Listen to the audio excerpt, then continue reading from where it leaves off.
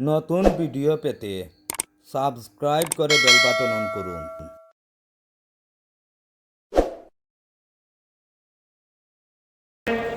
নেতা কাকে বানাবেন, পীর কাকে বানাবেন আল্লাহ ব্যাখ্যা করে দিয়েছেন। এক নাম্বার, আপনার পীর বা আপনার নেতার থাকতে হবে ঈমান। কি থাকতে হবে? প্রথম। দুই নাম্বার থাকতে হবে ইয়াকিন।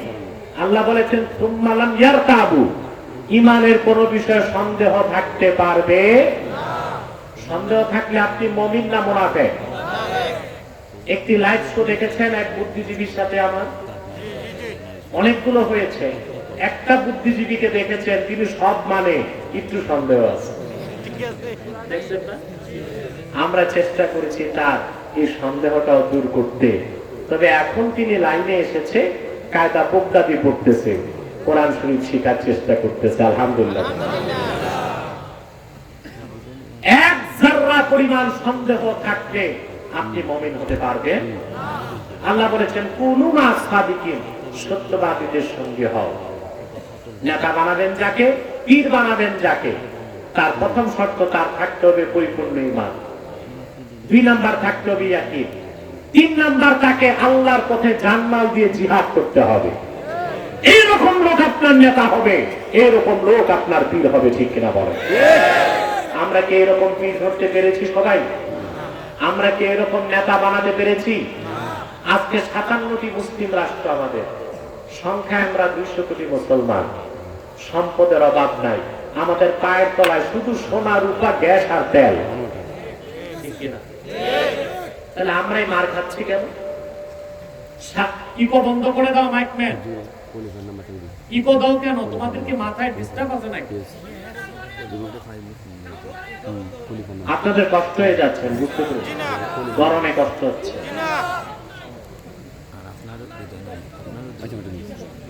ভাই বন্ধুগণ, আর অল্প 15-20 মিনিটে শেষ করে দিচ্ছি ইনশাআল্লাহ। আপনার প্রিয় ভাই বন্ধুগণ, 57টি ভূখণ্ডের মালিক আমরা, ঠিক কিনা? তেল গ্যাস সোনা রূপার কোন অভাব আমাদের নেই। 200 কোটি মুসলমান আমরা সংখ্যায়, কিন্তু দুনিয়ার যেদিকে তাকাই আমরাই মার খাচ্ছি, আমরাই নির্যাতিত নিপীড়িত, আমরাই লাঞ্ছিত, আমাদের ভূখণ্ডগুলি রক্তাক্ত হচ্ছে। তার সবচেয়ে বড় কারণ আমরা মুসলিম বিশ্বে ইমানদার নেতা তৈরি করতে পারি না।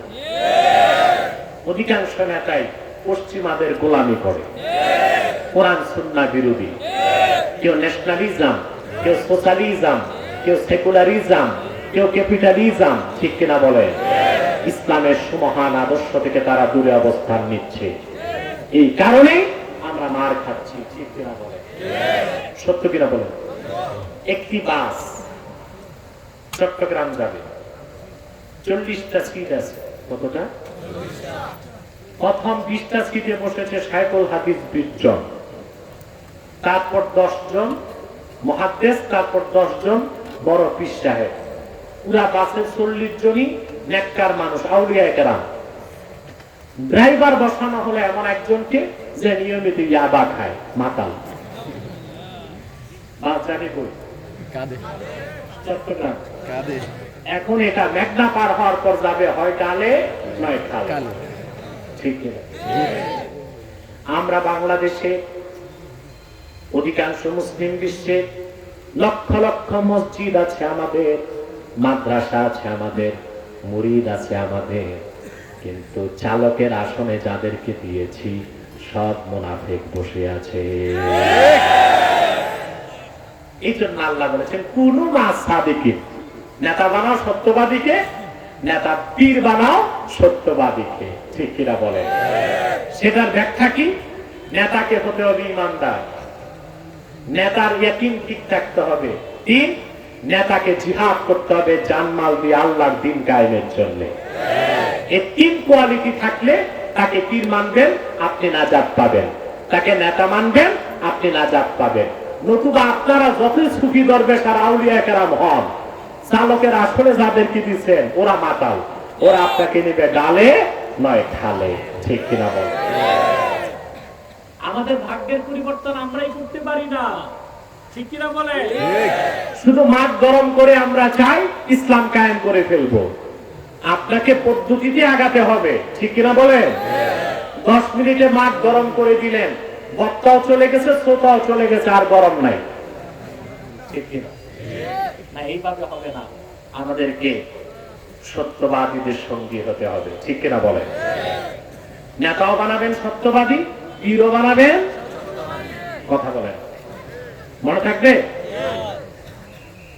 মসজিদে যারা নামাজ পড়ায়, মসজিদে এটাকে বলা হয় ইমামতে সুগরা, ছোট নেতৃত্ব। সমাজ আর রাষ্ট্র যারা চালায় ওইটাকে বলা হয় ইমামতে কুবরা, বড় নেতৃত্ব, ঠিক কিনা? আমরা যখন ছোট নেতা বানাই মসজিদে, তখন কত যাচাই বাছাই করি। 6 মাস পত্রিকায় সার্কুলেশন দেয়, কামেল পাস, দাওরা পাস, কারি সাপ, 2 সন্তানের জনক, বিবাহিত ইমাম চাই, ঠিক কিনা? তারপর শুরু হয় ইন্টারভিউ। কি শুরু হয়? ইন্টারভিউ 6 মাস চলে। ইন্টারভিউ নিতে কোনো আলেম আসে না, ইন্টারভিউ নেয় আল্লামা সভাপতি আর আল্লামা সেক্রেটারি। খোঁজ নিলে দেখা যাবে সভাপতি সুদখোর, সেক্রেটারি ঘুষখোর।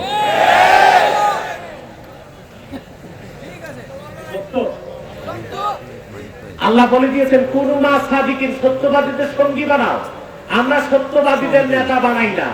যত পঞ্চায়েত কমিটি, মসজিদ কমিটি, মাদ্রাসা কমিটি, নেতৃত্ব কর্তৃত্ব দিচ্ছি বেনামাজি, সুদখোর আর ঘুষখোরের হাতে, ঠিক কিনা? পরিবর্তন নাই আমাদের সমাজে, ঠিক কিনা? ওই যে বাসে প্যাসেঞ্জার 40 জন আউলিয়া কেরাম, ড্রাইভার কি? ড্রাইভার মাতা, তো বাদ যায় কই? কানে নয়, ঠিক কিনা? আল্লাহ বলেছেন কুনু মা সাদিকিন, ওই যে ড্রাইভার ওটা সত্যবাদী বানাও, তাহলে সে তোমাদের সত্যের পথে নিয়ে যাবে, ঠিক কিনা বলে? আফসোস ভাইরা, ইমাম সাহেব নিযুক্ত করার সময় কত যাচাই বাছাই করেন। এটা ছোট নেতা, কিন্তু সমাজে রাষ্ট্রের ইমাম যাদেরকে বানিয়েছেন তাদের কাছে কোরআনের কোনো এলেম নাই, নামাজ নাই, আমানতদারি নাই, সত্যবাদিতা নাই, সহিহ আকীদা নাই, ইসলামের দরদ নাই, ঠিক কিনা বলে? এটাই আমাদের মুসলিম বিশ্বের পতনের একমাত্র কারণ। সেজন্য আল্লাহ পাক বলেছেন ইয়া আইয়ুহাল্লাযীনা আমানুত্তাকুল্লাহ ওয়া কুনু মা'আস সাদিকিন, হে মুমিনগণ, তোমরা আল্লাহকে ভয় করো এবং সত্যবাদীদের সঙ্গী হয়ে যাও। আল্লাহওয়ালা বুজুর্গের সংস্পর্শে যাবেন না কেন? এলমে মারেফত শিখার জন্য, ঠিক কিনা? শরীয়ত শিখতে যেমন মাদ্রাসায় যেতে হয় না, কথা বলেন। কোরআনের তাফসীর শিখার জন্য মুফাসসির লাগে, হাদিসের জন্য মুহাদ্দিস, ফতোয়ার জন্য মুফতি। ইলমে মারিফত শিখার জন্য যার কাছে যাবেন তাকে আল্লাহ বলেছেন সাদিকিন, তিনি হক্কানি পীর বা নেককার শেখ বা বুজুর্গ, বলেন সুবহানাল্লাহ। সোহবত ছাড়া মারিফত অর্জন হয় না। হক্কানি পীরের কাছে কেন যাবেন? তার সোহবতে গেলে ইলমে মারিফত পাবেন। আমি তার একটা দলিল সহিহ বুখারী থেকে দিচ্ছি, কিতাবুল ইলমের হাদিস। মুসা আলাইহিস সালাম একদিন ওয়াজ করতেছেন, কে? এক ইহুদি বনি ইসরাইল মুসা আলাইহিস সালামকে সে প্রশ্ন করছে, ইয়া মুসা হাল তা'লামু আহাদান আ'লামা মিনকা? মুসা, আল্লাহর আকাশের নিচে বর্তমানে তোমার চেয়ে বড় আলেম কেউ আছে নাকি? প্রশ্নটা জটিল না? কথা বলেন। মুসা আলাইহিস সালাম বলে ফেলছেন, না, বর্তমানে আমার চেয়ে বড় আলেম কেউ নাই। আল্লাহ তাআলা নারাজ হয়ে গেছেন। فأوحى الله إلى موسى يا موسى بل عبدنا خبير। সঙ্গে সঙ্গে আল্লাহ পাক ওহী নাযিল করে মুসাকে ধমক দিয়ে বললেন, মুসা, তোমার চেয়েও বেশি এলেম আছে আমার এক বান্দা এখনো বেঁচে আছে, তার নাম হযরতে খাদির। নামটা খাদির, আপনারা বলেন খিদির, শুদ্ধ উচ্চারণ কি? খাদির। খাদ্রন, ক্ষুদ্রন, খাদ্রা বলে সবুজকে। তিনি যেখানে বসতেন সবুজ ঘাস হয়ে যেত, এজন্য ওনার নাম কি? খাদির। হযরত খাদির। কথা বুঝছেন? এবার মুসা নবী আল্লাহর কাছে বলেন, আল্লাহ, তুমি আমার কাছে তাওরাত নাযিল করছো, আমি বনি ইসরাইলের এত বড় নবী, আমার কাছে এই ইলম নাই যে ইলম খাদিরের কাছে আছে, ওইটা আমারে শিখতে হবে। সুবহানাল্লাহ বলবেন। পীরি মুরিদের যে দরকার আছে না নাই, আমি দলিল দিচ্ছি। সোহবত লাগে কি লাগে না, আমি দলিল দিচ্ছি। আল্লাহ পাক মুসা নবীকে বললেন, মাজমাউল বাহরাইন, দুই সমুদ্রের মিলন স্থানে গেলে খাদিরকে তুমি পাবা। বিরাট ঘটনা তা বলছি না, মূল কথাটা বলছি। হযরত মুসা গেলেন, হযরত খাদিরের সাথে সাক্ষাৎ হলো। হযরত মুসা খাদিরকে বললেন, হুজুর, আল্লাহর হুকুমে আপনার কাছে আসছি, আপনার কাছে যে একটা এলেম আছে ওটা আমি শিখবো।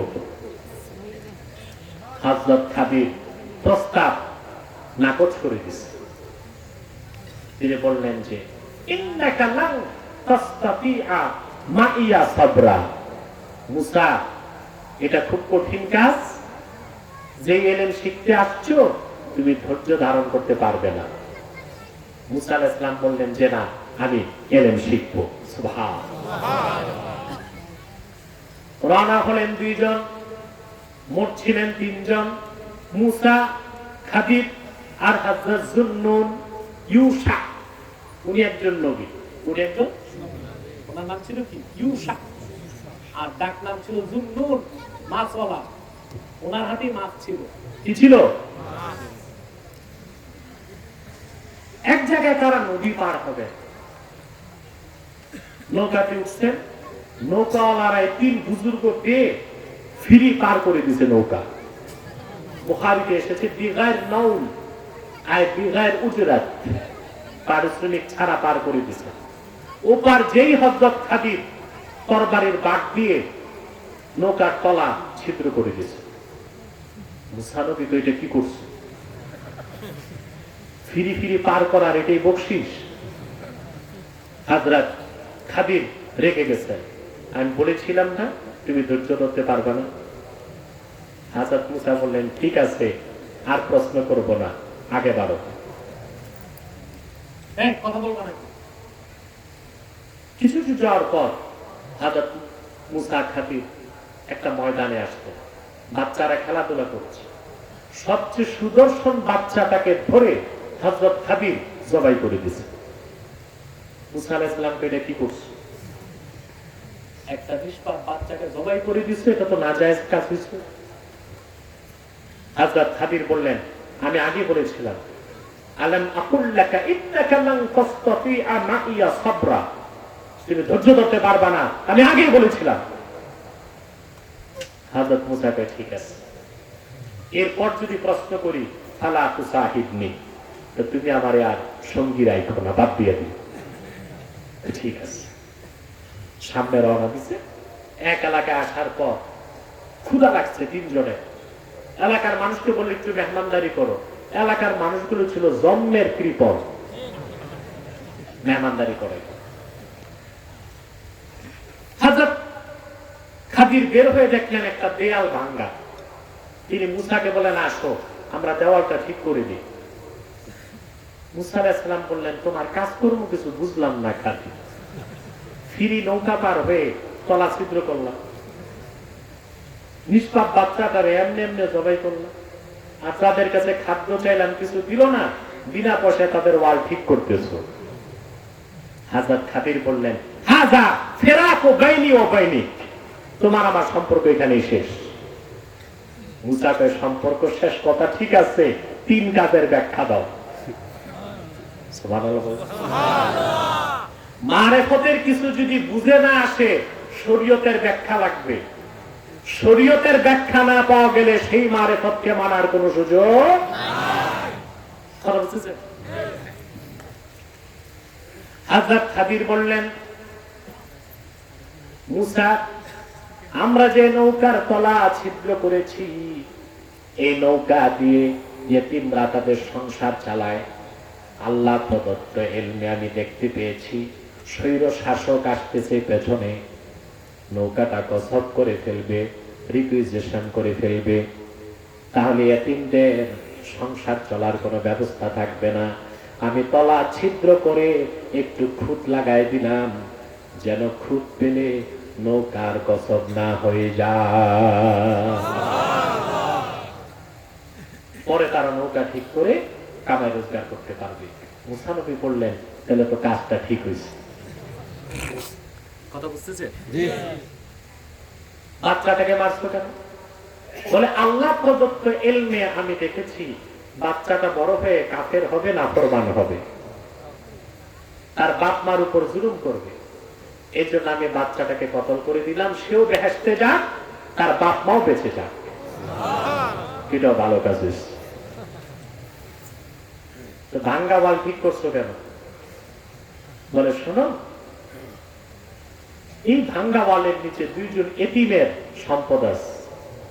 ওয়াকানা আবুহুমা সালেহা, এই এতিমদের বাপ মা দুইজনই নেককার। ওয়ালটা ভেঙে গিয়েছে, সম্পদ বেরিয়ে আসলে চোরের হাতে চলে যাবে, সেজন্য আমি ওয়ালটা করে দিলাম, যেন এতিমের মাল নষ্ট না হয়, বড় হয়ে তারা তাদের সম্পদ বুঝে নিবে।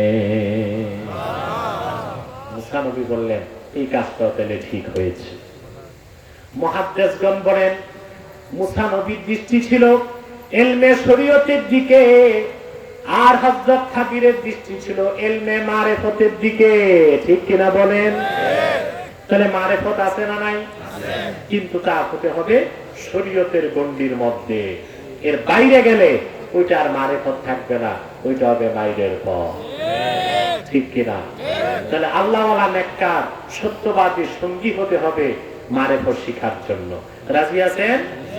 কিন্তু তাই বলে কোন ভণ্ড পীরের কাছে যাবেন না, কারণ আল্লাহ বলেছেন কুনু মা সাদিকিন, আর ভণ্ড পীররা হচ্ছে কাযিবিন, মিথ্যাবাদী। ঠিক কিনা বলেন? ওরা মানুষের সম্পদ অন্যায়ভাবে ভক্ষণ করে, ওরা মানুষকে শিরক শিখায়, কুফর শিখায়। ওদের কাছে ভণ্ডামি ছাড়া কিচ্ছু নাই, নাচানাচি ছাড়া আর কি আছে ওদের কাছে? একদিকে নারী, আরেকদিকে পুরুষ। ঠিক কিনা বলেন? তারপরে লাইট বন্ধ করে নাচানাচি করে, এটার নাম দিয়েছে মারিফত। নাউজুবিল্লাহ বলেন। গান বাদ্য যে হারাম আপনারা জানেন? যারা গান বাদ্যকে হালাল বলবে কাফের হয়ে যাবে, বউ তালাক হয়ে যাবে। মনে থাকবে? হানাফি, শাফি, মালিকি, হাম্বলি চার মাযহাব একমত। قد إن أكد الإجماع على أن سماعة الغناء فسق والجلوس في مجلسها نفاق والتلذذ بها كفر। চার মাযহাব একমত, গান বাদ্য শোনা হারাম, গান বাদ্যের মজলিসে যাওয়া মুনাফিকি, গান বাদ্য শুনে স্বাদ উপভোগ করে তাকে বৈধ মনে করা কুফরি। কিছু ভণ্ড পীর, ভণ্ড বক্তা বলে খাজা বাবা নাকি গান গাইছে, এই কথা কোন কিতাবে? তাহলে আমি আর একটা কথা বলি, গান বাদ্য গাইলে কি শাস্তির কথা খাজা বাবা বলছে, তা কি বলছে কেউ কোনোদিন? বলবো? আমার খাজা বাবা বলেছেন যে হারামজাদা গান বাদ্য করে, ওরে ধরে হাত বাঁধো, মাথার চুল চাষো, তারপর মাথার তালুর মাঝখানে একটা সুপারি রেখে কাঠের খড়ম দিয়ে 10টা বাড়ি লাগাও। খাজা বাবার এই ফতোয়া আছে কোন কিতাবে? খাজা বাবা গান গাইছেন এই কথা যেই কিতাবে আছে, ফতোয়াটা ওই কিতাবেই আছে। কিতাব আনো তোমারটা, এক কিতাবই তো দুইটা, আমারটাও দেখে তোমারটাও দেখে, তোমারটাও নাই আমারটাও নাই, মামলা ডিসমিস, খারিজ। তার মানে গান বাদ্য হারাম। ঠিক কিনা বলেন? সাবধান, ভণ্ডপীরদের কাছে যাবেন, চিল্লায় বলেন যাবেন। আল্লাহ বলেছেন কুনু মা সাদিকিন, নেতা বানাবেন সত্যবাদী, নেতা বানাবেন, পীর বানাবেন সত্যবাদী। সে সত্যবাদীর সংজ্ঞা আল্লাহ তিনটা শর্ত দিয়েছেন। ইমানদার হতে হবে, ইয়াকিন ঠিক থাকতে হবে, আল্লাহর দ্বীনের পথে জানমাল নিয়ে জিহাদরত থাকতে হবে। ঠিক কিনা বলেন? আমাদের অধিকাংশ পিসাবের মধ্যে এখন জিহাদ তো দূরে থাক, মিছিল মিটিং এর কথা শুনলে পিসাব যাইয়া গোর চিল্লা শুরু করে। ঠিক কিনা? কোন আন্দোলনে, মিছিল মিটিং এ প্রতিবাদী কথায় না, এই লোককে সত্যবাদী বলার সুযোগ নাই। আল্লাহ ওয়ালা হক্কানি পীর মা সাহেবগণ সব সময় সত্যের পক্ষে আন্দোলন করে গেছে। ঠিক কিনা? শামসুল উলামা হযরত ফুলতুলি রাহমাতুল্লাহ সারাটা জিন্দেগি শিরক কুফর বাতিল ভণ্ডদের বিরুদ্ধে আন্দোলন করে গেছে। সুন্নিয়তের জন্য তার বুকের রক্ত ঢেলে গেছে, সারাটা জীবন আন্দোলন সংগ্রাম করে গেছে। ঠিক কিনা বলে? আমরা সৌভাগ্যবান।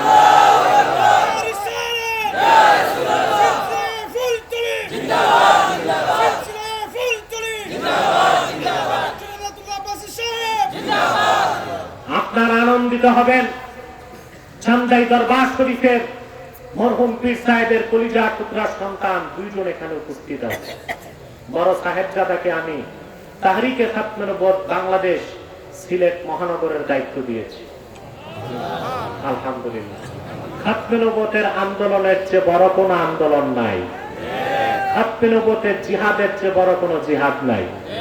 এই জিহাদের কাজে যে এগিয়ে এসেছে, আমি মনে করি কুনু মা সাদিকিন, এ সাদিকিনের মেজদাক হতে পেরেছে। আলহামদুলিল্লাহ, বলেন আলহামদুলিল্লাহ। সহযোগিতা করে যাবেন, পারবেন না ইনশাআল্লাহ? তাহলে আমি আজকে দীর্ঘ সময় সূরা তাওবা থেকে 119 নম্বর আয়াত থেকে ব্যাখ্যা করেছি। আল্লাহর কয়টা হুকুম মানবেন? আল্লাহকে ভয় করো, সত্যবাদীদের সঙ্গী হও, কামিয়াব হয়ে যাবে, উজ্জ্বল হয়ে যাবে জীবন। সাদাকাল্লাহুল আযীম ওয়া সাদাকা রাসূলুহুন নবিয়ুল কারীম ওয়া নাহনু আলা যালিকা মিনাশ শাহিদিন ওয়া শাকিরিন। আলহামদুলিল্লাহি রাব্বিল আলামিন। মুনাজাতের আগে যারা রোডে আছেন, প্যান্ডেলে জায়গা নাই, তারপরও নিচে নেমে আসেন, সবার সাথে একত্রিত হয়ে মুনাজাতটা করবেন। প্রিয় ভাই বন্ধুগণ,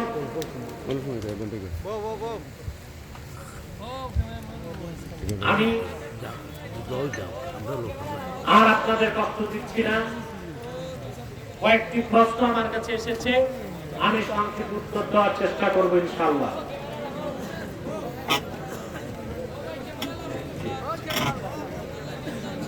এখন আমি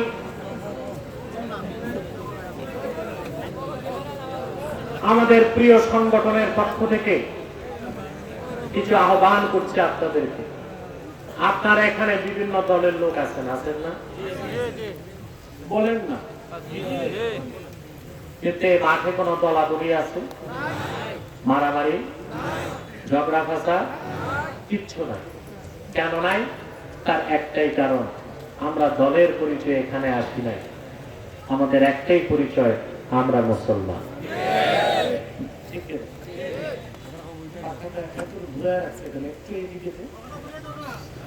পুরোপুরি নয়, হালকা কথা খেয়াল করছেন? আছেন তো বিভিন্ন দলের লোক, কিন্তু ময়দানে আমাদের পরিচয় কয়টা?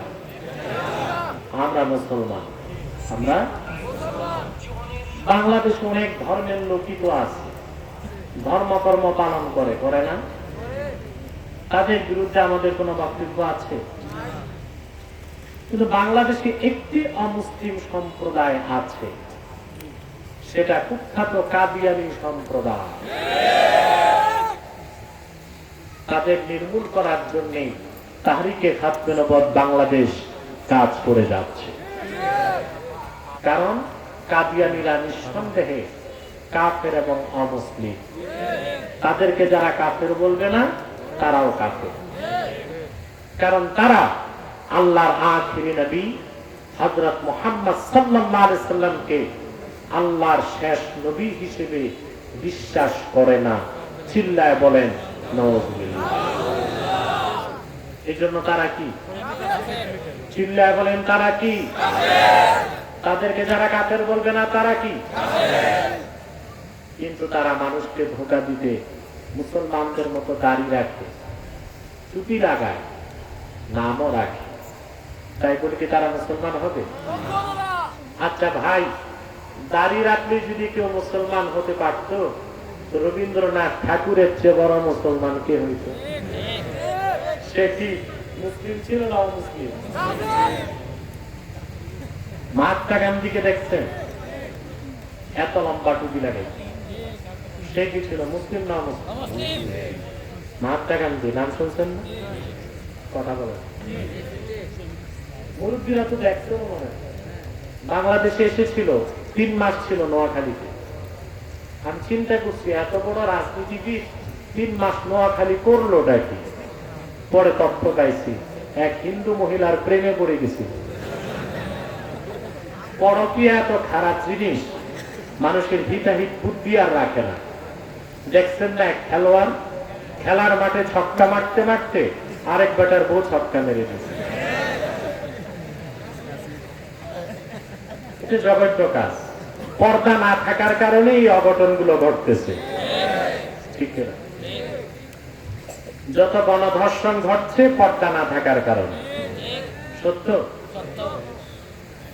এই মহাত্মা গান্ধী, তার সাথে আবার একটা ছাগল থাকতো। এই ছাগলকে একবার ব্রিটেন সফর করতো, লন্ডন, টিকিট করে নিয়ে গেছে। ভাগ্যের নির্মম পরিহাস, এই ছাগল চুরি হয়ে গেছে আপনাদের নোয়াখালীর ফেনীতে। ওই জায়গার নামই হয়ে গেছে ছাগল নাইয়া।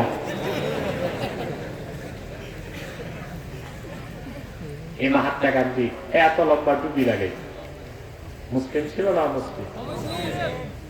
নাম রাখার দ্বারা মুসলমান হওয়া যায়? এক শয়তান বোতলে পেশাব করে উপরে নাম লেখছে শরবত। ওটা কি শরবত হবে? তদ্রুপ কাদিয়ানীরা মুসলিম। আব্দুল আব্বাল আব্দুল সামাদ, মুবাশশির আলী আর কবির চৌধুরী নাম রাখার দ্বারা মুসলমান হওয়া যায়? আমার ভাইয়ের, আমার বন্ধুরা, আমার আল্লাহ নূর নবী আমার মুহাম্মদ সাল্লাল্লাহু আলাইহি সাল্লামের ইসলাম ও কোরআনের হাজার হাজার হাজার বছর পরে বর্তমান ভারতের কুখ্যাত পাঞ্জাবের কুখ্যাত গুরুদাসপুরের কুখ্যাত কাদিয়ানে ইংরেজ আমলে এক শয়তান নিজকে নবী দাবি করছে। চিল্লায় বলেন নাউযুবিল্লাহ। শয়তান তার নাম রেখেছিল তার বাপ মির্জা গোলাম আহমদ কাদিয়ানী। সাবধান সাবধান, কাদিয়ানের কাজ্জাব, মিথ্যা নবুয়তের দাবিদার মির্জা গোলাম শয়তান কাদিয়ানীকে গোলাম আহমদ বলা যাবে না। কারণ গোলাম আহমদ অর্থ আহমদ এর গোলাম। কোন কাফের কোনদিনও গোলাম আহমদ এর গোলাম হতে পারে না। আর কাদিয়ানের কাজ্জাব ছিল শেষ দরজার কুখ্যাত কাফের। সে গোলাম আহমদ এর গোলাম ছিল না, সে ছিল কুখ্যাত শয়তানের কুখ্যাত গোলাম। কাদিয়ানের কাজ্জাব, মিথ্যা নবুয়তের দাবিদার মির্জা গোলাম শয়তান কাদিয়ানীর উপর গজব এসেছে 1908 সালে। যখন গজব এসেছে, কাদিয়ানের কাজ্জাব, মিথ্যা নবুয়তের দাবিদার মির্জা গোলাম শয়তান কাদিয়ানী 1908 সালে ধ্বংস হয়ে কুখ্যাত জাহান্নামের কুখ্যাত কুকুরে পরিণত হয়েছে। তার অনুসারীরাও ধ্বংস হয়েছে। বর্তমানে কিছু কাদিয়ানী বাংলাদেশে আছে। ইতিমধ্যেই যারা 100 সেন্টার বাংলাদেশে খুলে ফেলেছে। আপনাদের সুনামগঞ্জে দিরাই আছে না, ওখানে তাদের একটা সেন্টার করে ফেলেছে। বিভিন্ন জায়গায় কাদিয়ানীরা তাদের সেন্টার গুলো খুলতেছে। তারা তাদের আস্তানাকে বলে মসজিদ। হিন্দু বৌদ্ধ খ্রিস্টানদের উপাসনালয় যেমন মসজিদ নয়, কাদিয়ানীদেরটাও মসজিদ নয়, সেটাও একটা শয়তানি আস্তানা। তারা নাম পরিবর্তন করে করে মিথ্যা পরিচয় দেয়। কখনো নিজেদের পরিচয় দেয় আহমদী জামাত, কখনো বলে আহমদিয়া জামাত, কখনো বলে আহমদী সম্প্রদায়, কখনো বলে আহমদিয়া সম্প্রদায়, কখনো বলে আহমদী মুসলিম জামাত, কখনো বলে আহমদিয়া মুসলিম জামাত। সাবধান, যত কাদিয়ানী ছিল আছে থাকবে, তারা কেউ আহমদী জামাত নয়, আহমদিয়া জামাত নয়, আহমদী সম্প্রদায় নয়, আহমদিয়া সম্প্রদায় নয়, আহমদী মুসলিম জামাত নয়, আহমদিয়া মুসলিম জামাত নয়, তারা শয়তানি জামাত। কুখ্যাত জাহান্নামের কুখ্যাত কুকুরের দল। আমাদের সকল দলের একটাই দাবি, অনতি বিলম্বে স্বাধীন বাংলায় শয়তান কাদিয়ানীদেরকে রাষ্ট্রীয়ভাবে অমুসলিম ঘোষণা করতেই হবে, করতেই হবে, করতেই হবে। এই দাবি আদায়ে তাহরিকে খাতমুল নবুওয়াত বাংলাদেশের ব্যানারে যদি জানমাল দিতে হয়, কারা কারা প্রস্তুত আছেন হাত তুলে দেন।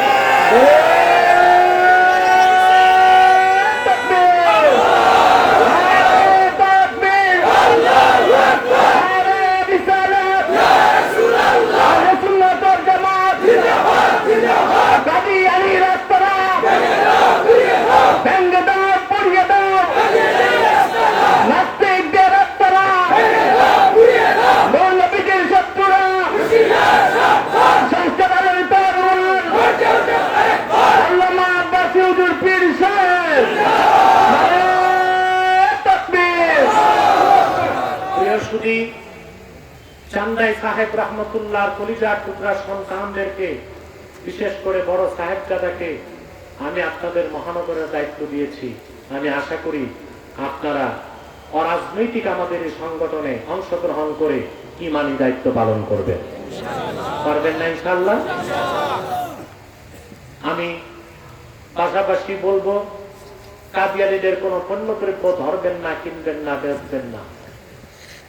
প্রাণ, সৃজন, আরেফেন, প্রথম আলো, ডেইলি স্টার, কালের কংস, এগুলো তাদের, এগুলো ধরবেন না, কিনবেন না, বেচবেন না, মনে থাকবে। পাশাপাশি সাবধান করে দিচ্ছি, আরেকটি ফেরকা মাথা চারা দিচ্ছে বাংলাদেশে, হিজবুত তাওহীদ। এটা একটা বাতিল ভণ্ড তরিকা। এদের আকীদা দাজ্জাল বলতে কিছু নাই। এদের আকীদা ঈসা যে আকাশ থেকে নামবে এটা তারা অস্বীকার করে। তাদের আকীদা নামাজ হচ্ছে শরীর চর্চা, ওযু থাকলেও পারে, না থাকলেও পারে। তাদের আকীদা বিয়ে শাদী বহির্ভূত, যুবক যুবতী রাজি হয়ে ফ্রি মিক্সিং, লিভ টুগেদার হতে পারে। সম্পূর্ণ ইহুদিদের মতো পুষ্ট একটি বাতিল ফেরকা হিজবুত তাওহীদ থেকেও সাবধান থাকবেন, পারবেন তো ইনশাআল্লাহ? কিছু প্রশ্ন আসছে, আমি সংক্ষেপ উত্তর দিচ্ছি। আমি চান্দাই দরবার শরীফের প্রতি যথেষ্ট সন্তুষ্ট। আজকে বহু বছর যাবৎ এই দরবার শরীফের মাহফিলে আমি আসি, আলহামদুলিল্লাহ আজ পর্যন্ত আমার চোখে একটা ক্ষুদ্র শিরক, কুফর, বেদাত আমি তাদের মধ্যে খুঁজে পাই নাই। মরহুম পীর সাহেব রহমতুল্লাহ দুইটা স্বর্ণের টুকরা রেখে গেছেন। এতটা ভদ্র, এতটা বিনয় তাদের মধ্যে। আশা করি আমি মরহুম পীর সাহেবের রেখে যাওয়া বাগান তারা সুন্দরভাবেই